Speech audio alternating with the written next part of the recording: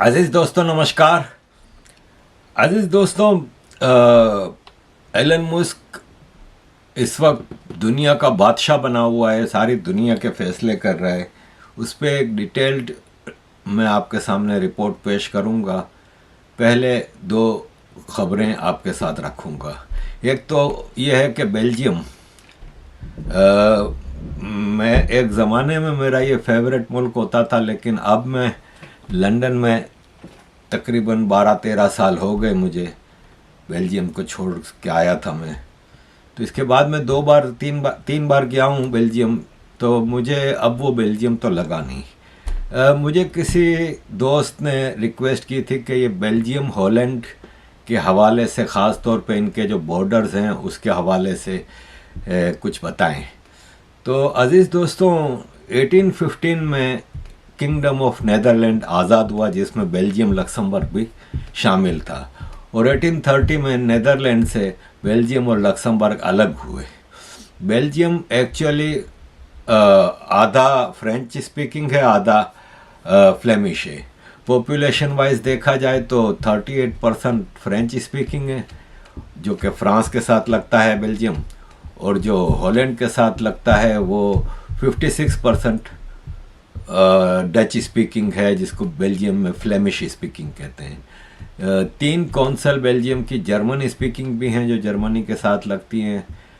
Brussels physically जो capital है वो फिज़िकली हॉलैंड के साथ था, मतलब फ्लेमिश स्पीकिंग था, लेकिन वहाँ पे इतना मास माइग्रेशन हुआ, और माइग्रेशन में ज़्यादातर लोग फ्रेंच बोलते थे, क्योंकि जो मोरक्कन, अल्जेरियन, ट्यूनीसियन आते थे उनकी सेकंड लैंग्वेज ऑलरेडी फ्रेंच होती थी। उनकी बड़ी मास माइग्रेशन हुई। फिर जो पाकिस्तानी, बंगाली, इंडियन जो भी आते थे वो ज़्यादातर फ्रेंच प्रीफर करते थे। तो ब्रसल्स अब मेजॉरिटी फ्रेंच स्पीकिंग हो गया है। फिज़िकली आज भी वो फ्लेमिश एरिया कहलाता है। 2 ज़बानें वहाँ पे हर जगह मिलेंगी आपको, रोड के बोर्ड और हर जगह आपको 2 ज़बानें मिलेंगी, फ्रेंच और फ्लेमिश। बॉर्डर इनका एक सेटल्ड बॉर्डर है, लेकिन यह है कि बड़ा आड़ा टेढ़ा है। जैसे कि ये घर है, ये आधा बेल्जियम में है, आधा हॉलैंड में है।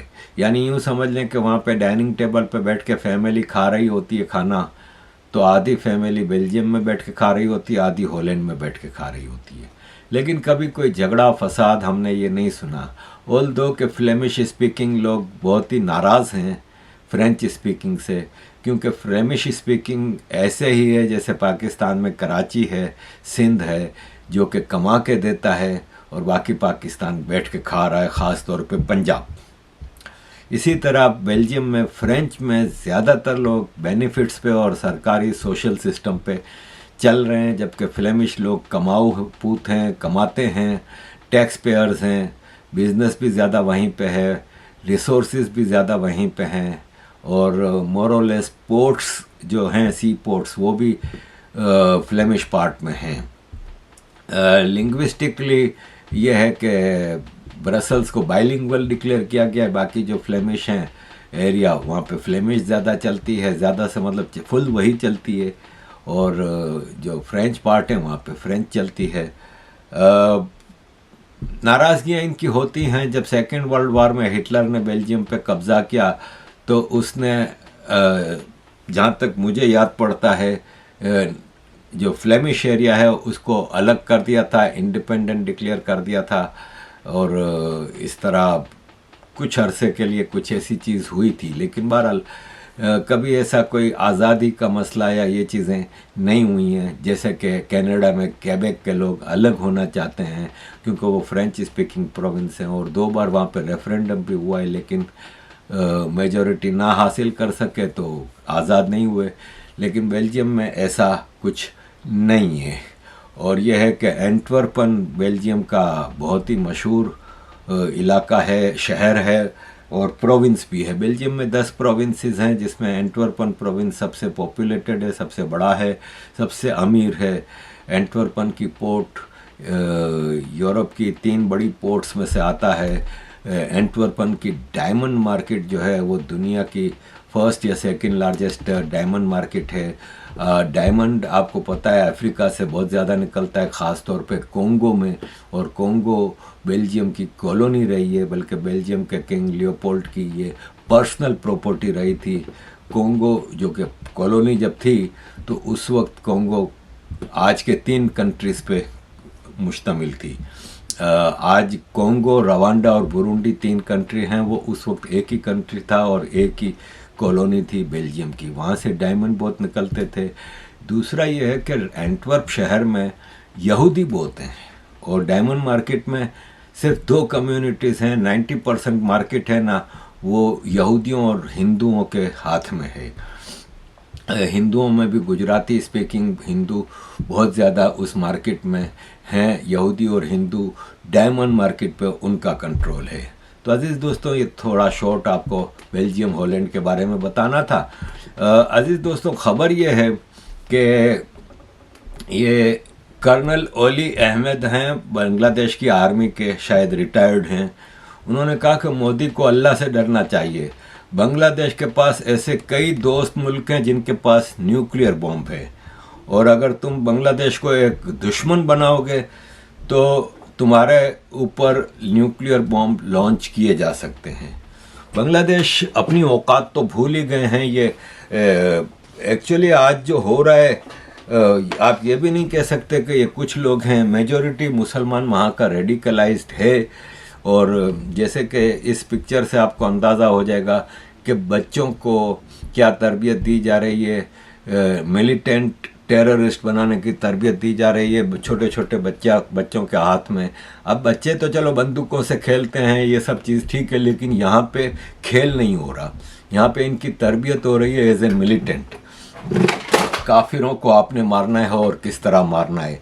तो अजीज़ दोस्तों, एक तरफ तो ये कह रहे हैं इतने सारे दोस्त मुल्क हैं जिनके पास न्यूक्लियर बॉम्ब है और हम वो न्यूक्लियर बॉम्ब तोड़ सकते हैं, आपके ऊपर मार सकते हैं। अब एक ही मुसलमान मुल्क है पाकिस्तान जिसके पास न्यूक्लियर बॉम्ब है, बाकी कौन सा दोस्त मुल्क है? इजराइल है क्या? नॉर्थ कोरिया है क्या? इंग्लैंड, फ्रांस, अमेरिका है क्या? रशिया है क्या? चाइना है क्या? तो ऐसा नहीं है। रशिया इंडिया का दोस्त है, चाइना कभी, और पाकिस्तान खुद अपने पास न्यूक्लियर बॉम्ब होते हुए नहीं मार सकता तो दूसरों की क्या वो करेगा। एक तरफ ये न्यूक्लियर बॉम्ब की धमकियां दे रहे हैं, दूसरी तरफ इनके जो पपेट प्राइम मिनिस्टर हैं वो भारत से रिक्वेस्ट की है कि 50,000 टन चावल दें डिस्काउंटेड प्राइस पे, क्योंकि हम भूखे मर रहे हैं। हमारा अनाज जो है वो फूड ग्रेन उसका स्टॉक ख़त्म हो रहा है और हमें बहुत इमरजेंसी है। तो जब आपके पास खाने को चावल नहीं है और आप न्यूक्लियर बम चलाने की धमकियां दे रहे हैं। अजीज़ दोस्तों, चावल बंगालियों की फेवरेट ग़िज़ा है। मैं बेल्जियम में 92-93 में एक दुकान पे काम करता था जो कि होलसेल सप्लायर भी था फूड्स आइटम का, जिसमें वेजिटेबल्स अफ्रीकन और एशियन, क्योंकि उस ज़माने में इतना आसानी से एशियन वेजिटेबल नहीं मिलती थी। भिंडी, करेला, हरी मिर्च और इस टाइप की जो देसी सब्जियां हैं वो आसानी से नहीं मिलती थी, बाय एयर इंपोर्ट करनी पड़ती थी, क्योंकि बाय शिप तो इतनी सब्जियां ये इंपोर्ट होती नहीं थी। तो हम लोग, हमारी दुकान जो मालिक थे वो इंपोर्ट करते थे और फिर हम सप्लाई करते थे। तो हम फ्रोज़न फ़िश भी मंगवाते थे और ख़ास तौर पे हमारे कस्टमर अफ्रीकन और बंगाली वो फ़िश ले जाते थे। तो हमारे साथ एक लड़का काम करता था, उसने, वो बंगाली था, तो वह सोता भी उधर ही था, दुकान में ही रात को बंद करते थे और पीछे जो हमारा एक एरिया था उसमें एक कमरा था, उसमें 2 लोग सोते थे, एक फैसलाबादी पाकिस्तानी था और एक ये बंगाली था। तो ये दिन में 2 बार मछली जो फ्रोज़न होती थी वो निकाल के पकाता था और चावल पकाता था और चावल खाता था दिन में 2 बार, मछली चावल। तो चावल इसलिए बांग्लादेशियों की, मतलब समझ लें कि ये शेरग है। तो अब इनकी औकात तो है नहीं, और ख़ास तौर पे देखें एक केयर टेकर प्राइम मिनिस्टर है, बल्कि इसको प्राइम मिनिस्टर भी नहीं दिया गया है, एडवाइज़र, चीफ एडवाइज़र का नाम दिया गया है। लेकिन वो फैसले ऐसे कर रहा है जैसे कोई 2/3 मेजॉरिटी से जीता हुआ प्राइम मिनिस्टर भी इतनी ब्लेटेंटली फैसले नहीं कर पाता। बॉर्डर्स के हवाले से, फॉरेन पॉलिसीज़ के हवाले से बाकायदा इंडिया को एक दुश्मन मुल्क बना के छोड़ा है इसने। इस तरह के फैसले कोई 2/3 मेजॉरिटी वाला कंट्री भी नहीं करता। इतनी धमकियां और भारत के हवाले से जो बांग्लादेश से आ रही हैं, इतनी तो पाकिस्तान भी नहीं देता। तो यह है कि तबाह और बर्बाद करके बांग्लादेश को इसने रख दिया है। अजीज़ दोस्तों, आते हैं एलन मस्क की तरफ। एक बिलियनर है जॉर्ज सोरोस। वो ओपनली दुनिया के लेफ्टिस्ट एजेंडे को सपोर्ट करता था और पूरी दुनिया में लेफ्ट की सरकारों को आगे लाने के लिए पैसे भी खर्च करता था और पूरी कोशिश भी करता था। और उसमें कुछ और बिलियनर्स अमेरिका की डीप स्टेट के इशारे पे, मार्क ज़करबर्ग है, बिल गेट्स है, ये भी इसमें कंट्रीब्यूट करते थे। अब एक बिलियनर आया एलन मस्क, जो कि राइट की पॉलिटिक्स को सपोर्ट करता है और उसने प्रेसिडेंट ट्रंप के इलेक्शन में सबसे पॉजिटिव किरदार अदा किया। देखें, एलन मस्क वैसे तो टेस्ला कार और स्टारलिंक्स के हवाले से मशहूर था, लेकिन असल उसने जो पहला स्टेप इंटरनेशनल पॉलिटिक्स की तरफ लिया वो उसने ट्विटर खरीद के लिया। इसने 40-42 बिलियन डॉलर का ट्विटर खरीदा। लोग हैरान थे कि इतना महंगा ट्विटर खरीदा, ट्विटर से ऐसा क्या होगा। लेकिन इसने ट्विटर को एक ऐसा प्लेटफॉर्म बना दिया जिसपे सबको खुली आज़ादी है कि जो बोलना है, जो लगाना है लगाओ, कोई नहीं रोकता। वहाँ पे इतना ज़्यादा कॉपीराइट का मसला नहीं होता, इतना ज़्यादा कोई चीज़ें नहीं होती। मतलब इवन मैं देखता हूँ कि अक्सर फीड में ऐड वगैरह आती हैं, उसमें पोर्न वीडियोस भी चल रही होती हैं। इतना खुला ढुल्ला एलन मस्क ने ट्विटर को बना दिया। लेकिन इससे ये हुआ कि राइट विंग को एक प्लेटफॉर्म मिल गया बोलने के लिए, खुल के बातें करने के लिए और एक्सपोज करने के लिए लेफ्ट को और इंटरनेशनल इकोसिस्टम को। और इसके बाद इसने पॉलिटिक्स में इस तरह हिस्सा लिया कि यह प्रेसिडेंट ट्रंप के साथ राइट हैंड बन के पूरे इलेक्शन कैंपेन में खड़ा रहा और इलेक्शन जीता। एलन मस्क हिस्ट्री का पहला बिलियनर था जिसने 200 बिलियन डॉलर की प्रॉपर्टी, एसेट्स इसकी हो गई, पहला आदमी था। इसके बाद आए, ज़ाहिर है ये बीच में दूसरे नंबर पर भी चला गया था बर्नार्ड आर्नोल्ड, जो है लुई वुइटन का, फ्रांस का जो बैग्स और जो लग्जरी आइटम्स बनाते हैं उसका, वो भी एक बार फर्स्ट नंबर पे आया। एलन पीछे चला गया था। लेकिन इलेक्शन जीतने के बाद, ट्रंप के इलेक्शन जीतने के बाद इसकी दौलत में इतना इजाफा हुआ कि इसके फ़ौरन 300 बिलियन डॉलर हो गए, फिर 400 बिलियन डॉलर हो गए और अब तो खबरें आ रही हैं कि 500 बिलियन डॉलर भी क्रॉस कर गया है।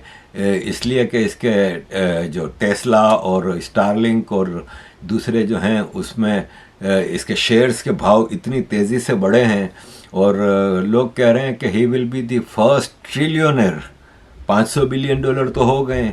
और जिस हिसाब से ये चीज़ें चल रही हैं और जब से इलेक्शन ख़त्म हुए हैं, हम कंटिन्यूसली देखते हैं कि ट्रंप के साथ ये लगा हुआ है कंटिन्यूसली और मुख्तलिफ इश्यूज़ पे वो पॉलिसीज़ दे रहा है। जैसे कि परसों अमेरिकन हाउस में एक बिल पेश किया गया था जिसमें कर्जा जो अमेरिका के ऊपर है और जो जिस हिसाब से फाइनेंसिंग चीज़ें हैं उस हवाले से प्रेसिडेंट ट्रंप के इशारे पे, उनकी हिदायत पे एक बिल पेश किया गया और उसको एलन मस्क पूरी तरह से सपोर्ट कर रहा था। लेकिन वो बिल फेल हो गया। 2/3 की मेजॉरिटी चाहिए थी उस बिल को पास करने के लिए, लेकिन 50% भी वोट ना मिल सके, इसलिए कि काफ़ी रिपब्लिकन मेंबर्स ने भी इस बिल के ख़िलाफ़ पेश किया अपना वोट। और एलन मस्क उसमें उस बिल के लिए कंटिन्यूसली एक्टिव रहा। आउट ऑफ अमेरिका भी अगर हम देखें ना तो एलन मस्क काफ़ी हद तक एक्टिव है आउट ऑफ अमेरिका भी। अब जैसे वो यूरोप में आए हैं अगर हम, तो वो इंग्लैंड की लेबर पार्टी के खिलाफ एक सबसे बड़ा ख़तरा है। लेबर पार्टी और उसके प्राइम मिनिस्टर केयर स्टारमर इस वक्त खौफ के आलम में हैं, जब ये एलन मस्क कंटिन्यूसली इंग्लैंड के लोगों को प्रोवोक कर रहा है कि आप तब्दीली लाएं और आप लेबर पार्टी से जान छुड़ाएं। और वैसे भी लेबर पार्टी इंग्लैंड को तबाही की तरफ तो ले ही जा रही है। और यह है कि अगर आप देखें तो रिफॉर्म पार्टी की ग्राफ इस वक्त सबसे ऊपर जा रहा है, नंबर 1 पार्टी। अगर आज इलेक्शन होते हैं तो प्रेडिक्शंस ये हैं कि रिफॉर्म पार्टी जीत जाएगी। और रिफॉर्म पार्टी के जो नाइजल फरज हैं वो अभी मिले थे एलन मस्क से। नाइजल फरज और कैंडी ये 2 रिफॉर्म पार्टी के हैं जो कि एलन मस्क से मिले थे। और खबर है, कितनी सच्ची है कि झूठी है, कि एलन मस्क ने इनको $100 मिलियन के डोनेशन का वादा किया है कि अगर आप सरकार बना सकते हैं। नाइजल फरज राइट के, बल्कि एक्सट्रीम राइट के हैं। अब जाके वो थोड़ा अपना लहजा उन्होंने कम किया है, अदरवाइज़ तो वो बहुत ज़्यादा एक्सट्रीम पे जाके बात करते थे। लेकिन अब क्योंकि जब आप पावर में आने वाले होते हैं या आते हैं ना, तो आपको थोड़ा बैलेंस करना पड़ता है चीज़ों को। नाइजल फरज के बारे में लोग कहते हैं कि ये रेसिस्ट है और फलान है ढुमकान है, तो ऐसा नहीं है, क्योंकि रेसिज्म का ताल्लुक कलर से होता है। इंसान का कलर काले सफ़ेद के ऊपर होता है, तो वो कलर के ऊपर इसका कोई वो नहीं है। अब आप जैसे देखें कि ये तारीफ़ कर रहा है कि कुछ ग्रुप ऐसे हैं यूके में जो कि बहुत अच्छी तरह से इस मुल्क में रहते हैं, वो हैं हिंदू फैमिली। हिंदू फैमिलीज़ जो हैं ना, इनका मैरिटल ब्रेकअप बहुत कम होता है और इनका चांस है कि एजुकेशन इंकरेजमेंट बहुत होती है और हाई एजुकेशन हासिल करते हैं। The culture of the family और कम्युनिटी इनको काम पे मजबूर करता है और ये काम करते हैं और अपनी लाइफ डिफरेंट लेवल पे लेके जाते हैं हमसे मुख्तलिफ, और ये एक फैक्ट है। और इस तरह इसका पूरा इंटरव्यू मौजूद है जिसमें ये हिंदू लोगों की तारीफ़ करता है। और क्यों ना करे कि हिंदू इस सोसाइटी में या जिस सोसाइटी में भी रहते हैं वो भरपूर कंट्रीब्यूट करते हैं और कंट्रीब्यूटिंग होते हैं। इसके अलावा नाइजल फरज को तो सपोर्ट कर रहा है एलन मस्क यूके में, इसके अलावा जर्मनी में भी इसने काफ़ी हद तक सपोर्ट किया है एक्सट्रीम राइट या राइट की पार्टीज़ को। एलन मस्क ने अभी एक्स अपना ट्विटर पे एक पोस्ट की थी कि फार राइट जर्मनी को बचा सकता है। फार राइट की पार्टी है AFD, वो जर्मनी को बचा सकता है। और उस पर बाकी सारे खड़े हो गए हैं कि एक बिलियनर इस किस्म का मैसेज कर रहा है हमारे मुल्क के बारे में, ये गलत है और इसको नहीं करना चाहिए और फलान है ढुमकान है।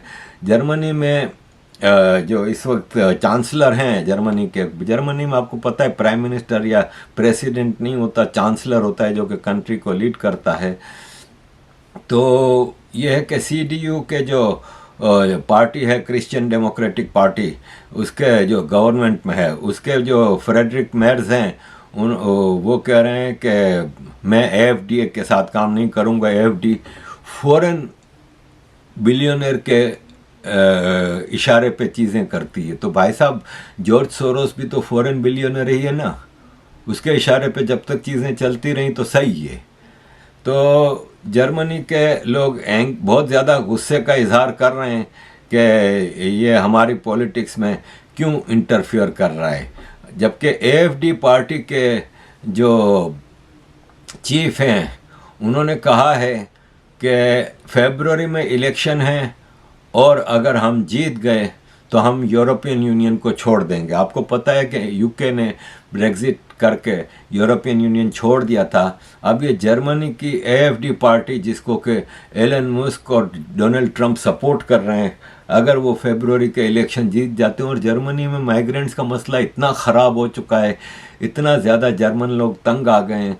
हालांकि सबसे ज़्यादा जब वो चांसलर थी, कौन थी वो नाम भूल रहा हूँ, वो जब चांसलर थी तो उसने वेलकम किया था, 1 मिलियन सीरियन रेफ्यूजीज़ लिए थे।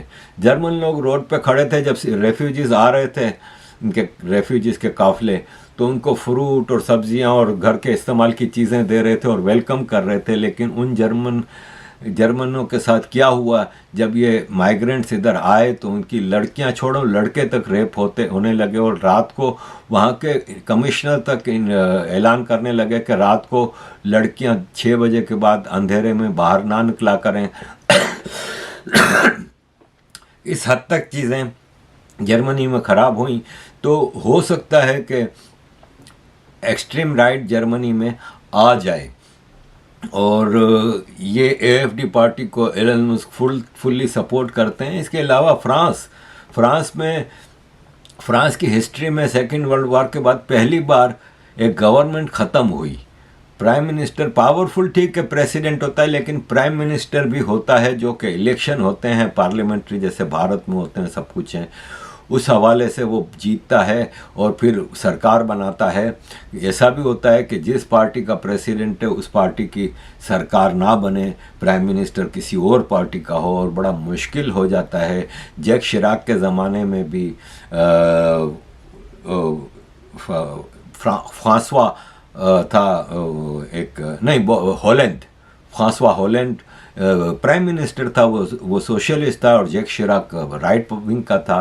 तो जैक शिराक प्रेसिडेंट था और उस वक्त फिर मुल्क चलाना मुश्किल हो जाता है। अभी प्रेसिडेंट मैक्रों के लिए आसानी थी कि प्राइम मिनिस्टर भी इनका होता था और प्रेसिडेंट भी ये खुद होते थे।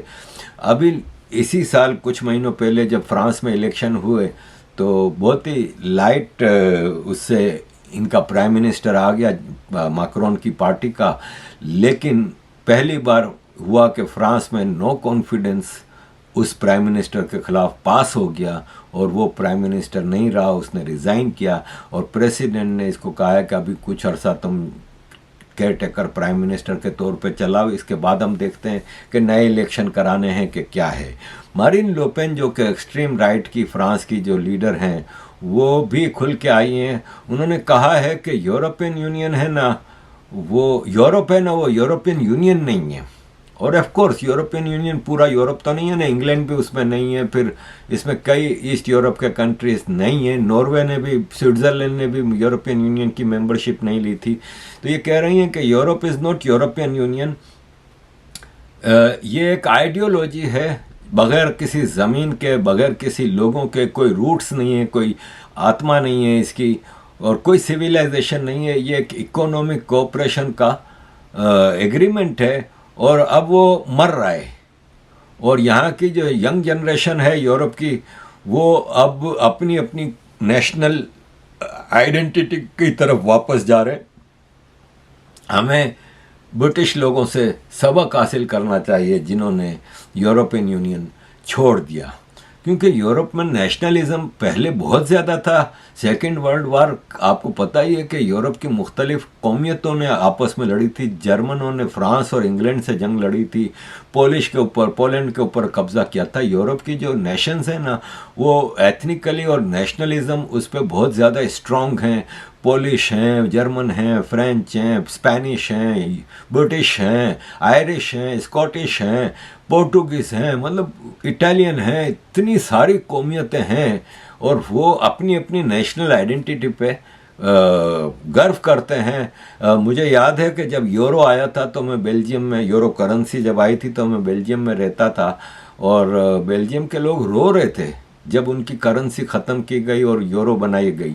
मैं उस दौरान हॉलैंड गया था 2-3 दिन के लिए, तो हॉलैंड के बाकायदा सड़कों पे लोग अपने सामने, अब गिल्डर इनकी करेंसी होती थी, गिल्डर को सामने रख के रो रहे थे कि 850 साल से ये हमारी करेंसी थी और अब हमें इसको छोड़ना पड़ रहा है। इसी तरह जब बॉर्डर ख़त्म हुए तो कुछ लोग तो काफ़ी खुश थे, लेकिन काफ़ी लोग नाराज़ भी थे कि इस तरह हम अपनी आइडेंटिटी खो रहे हैं। तो वापस यूरोप है ना, नेशनल आइडेंटिटी की तरफ ज़्यादा जा रहा है, नेशनलिज्म बढ़ रहा है यहाँ पे। और यह है कि यूरोपियन यूनियन नज़र आ रहा है कि कुछ सालों के बाद इनइफेक्टिव हो जाएगा। अज़ीज़ दोस्तों, कोशिश है कि मैं आपके सामने मुख्तलिफ़ किस्म की चीज़ें अपने एक्सपीरियंस और अपनी स्टडी के हिसाब से आपके सामने रखूं। होप आपको प्रोग्राम पसंद आया होगा। मेरे कुछ दोस्तों ने मैंने आइडियाज़ मांगे थे, उस हवाले से आइडियाज़ भेजे हैं, और कई लोगों ने तो ये कहा है कि हमें आपकी वीडियो नहीं मिलती। एक दोस्त का मैसेज आया है कि मैंने आपका सब्सक्राइब भी किया हुआ है चैनल और बेल आइकन भी दबाया हुआ है, लेकिन रोज़ मुझे आपकी वीडियो ढूंढनी पड़ती है और ढूंढने से भी मुश्किल से मिलती है। आपका चैनल के पेज पे जाते हैं और फिर उसमें भी कहीं नीचे ऊपर ढूंढनी पड़ती हैं।